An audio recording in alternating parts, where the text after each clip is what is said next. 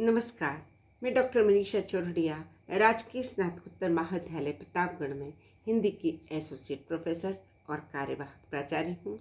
आज हम भक्त कवयित्री मीराबाई की काव्य प्रवृत्तियों के बारे में जानेंगे। मीराबाई भक्तिकालीन सगुणोपासक कृष्ण भक्ति शाखा की एकमात्र कवयित्री हैं। मीरा ने मध्यकालीन नारी को भक्ति के माध्यम से प्रेम के प्रति अनन्य निष्ठा और अपने आराध्य के प्रति सर्वस्व समर्पण का संदेश दिया। मीरा के संपूर्ण जीवन और काव्य में एक उदात्त दृढ़ता, आत्मचेतना व्यक्तित्व की ऊर्ध्वगामी भक्ति साधना का प्रतिबिंब दिखाई देता है। आत्मोद्धार के लिए उसने संसार और सांसारिक माया मोह को तिलांजलि दे दी।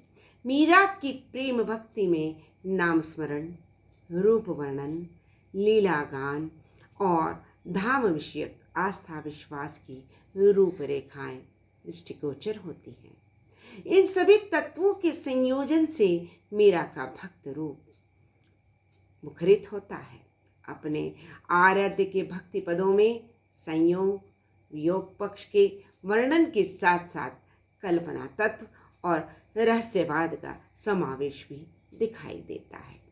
निश्चय ही मीरा सच्ची तत्वज्ञानी थी, जिसकी परिणति भक्ति में हो गई। मीराबाई हिंदी साहित्य की भक्तिकालीन प्रथम कवयित्री कृष्ण भक्ति शाखा की मधुरतम उपासक थी। उनका अंतर्बाह्य व्यक्तित्व भी पूर्णतः एक जीवंत काव्य था। उनके व्यक्तित्व को हम सुख दुख से समन्वित, सहज, गंभीर एवं शाश्वत अनुभूति भी कह सकते हैं। अपने प्रभु श्री कृष्ण के अनन्य प्रेम के प्रति सर्वस्व समर्पित कर देने वाली और ईश्वर के प्रति दिव्य प्रेम की संदेशवाहक मीरा का जीवन अनेक उतार चढ़ावों से भरा रहा। राजस्थान की रक्त रंजित धरती पर सभी विषमताओं से अकेली टक्कर लेने वाली मीरा ने अपने अखंड एवं अजेय व्यक्तित्व से निर्मित अपने प्रवाह में सदियों से सबको रस में सरोबार किया है। जीवन वृत्त। ऐतिहासिक प्रमाणों के आधार पर मीरा का जन्म हम 1504 ईस्वी विक्रम संवत 1561 में मेड़ता के समीपवर्ती गांव कुड़की में हुआ मानते हैं। डॉक्टर भाटी मीराबाई की पर्चा नामदास की भक्तिमान आदि के माध्यम से स्पष्ट संकेत देते हैं कि मीरा का जन्म मेड़ता में ही हुआ।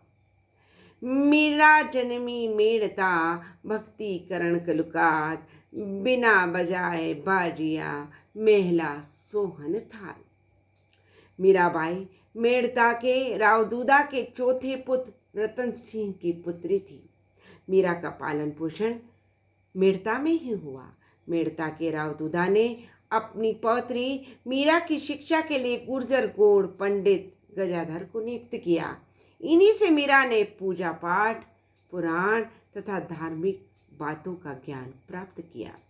मीरा ने अपने विवाह का विरोध किया, क्योंकि उसने तो बाल्यकाल में ही गोपाल श्री कृष्ण को अपना पति स्वीकार कर लिया था। फिर भी उस समय राजपूत परिवारों में बाल विवाह परंपरा के अनुसार परिवार की इच्छा से उसका विवाह महाराणा कुंभा के पुत्र राणा सांगा के ज्येष्ठ पुत्र कुंवर भोजराज से 1516 में 13 वर्ष की आयु में ही हो गए।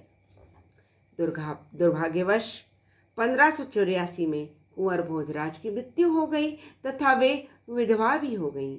मीरा के युग में सती प्रथा का प्रचलन अपनी चरम सीमा पर था, लेकिन मीरा जैसी भक्त शिरोमणि जो प्रभु श्री कृष्ण को अपनी हर सांस समर्पित कर चुकी थी, को सती होकर अपनी ये लीला समाप्त करने में कुछ सार नजर नहीं आया।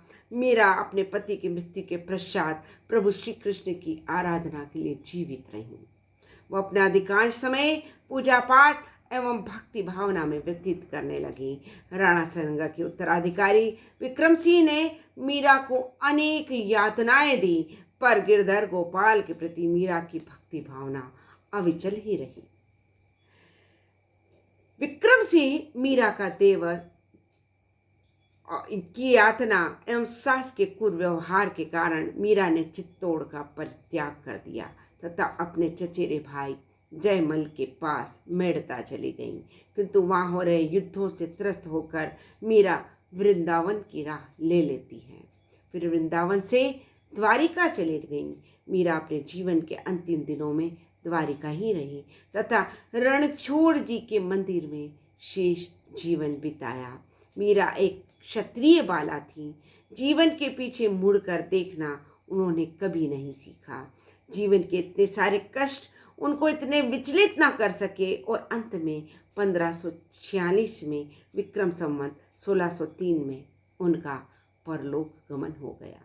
भवबंध से मुक्ति पाने के लिए उन्होंने भगवान कृष्ण से प्रार्थना की और उनके मन प्राण कृष्णमय ही हो गए।